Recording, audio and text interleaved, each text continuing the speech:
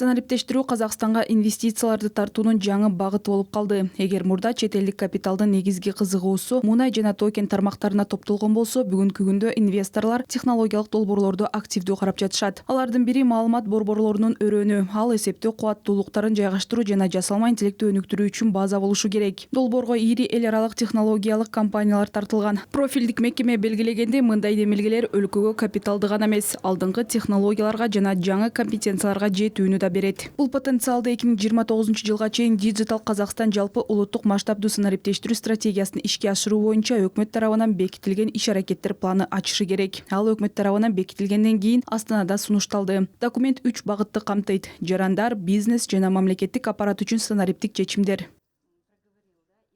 Казакстан ЕГОВ платформасынын деңгээли боюнча алдыңкы 10 орунга кирди. БУнун рейтинги боюнча 24-орунда. Биз Алтургай маалымат борборлор өрөөнү долбоору жөнүндө сөз кылсак, сиз балким билесизби? Президент Экибастуз шаарында чоң долбоорлорду ишке киргизди. Ал жерде Firebird, Nvidia компаниялары менен келишимге кол коюлду. Бул компаниялар ишке ашырууга активдүү катышат. Бул биринчи экономикалык өсүш. Алар инвестицияларды алып келишет. Экинчиден, бул жаңы технологиялар. Ар бир өлкө бул чиптерди сатып алып, орнотуу мүмкүнчүлүгүнө ээ боло бербейт. Үчүнчүсү бул компетенциялар. Третье — это компетенции. Мы активно работаем над внедрением ИИ. Биз мамлекеттик кызмат көрсөтүүлөргө жасалма интеллектти киргизүү жана мамлекеттик кызматтарды санариптештирүү боюнча активдүү иштеп жатабыз. Бул бизге калкты тейлөө борборлоруна кайрылуулардын санын кыйла кыскартууга жана азайтууга мүмкүндүк берди. Башкача айтканда, өткөн мезгилде, учурдагы жылдын биринчи жарымын өткөн жылдын биринчи жарымы менен салыштырганда, калкты тейлөө борборлоруна кайрылуулардын саны 30% азайды. Мунун баары биздин жарандардын кайрылууларынын жалпы трафигинин 79-80% түзгөн жана топ 10 мамлекеттик кызматтар боюнча активдүү иштегенибизден улам болуп жатат. Трафика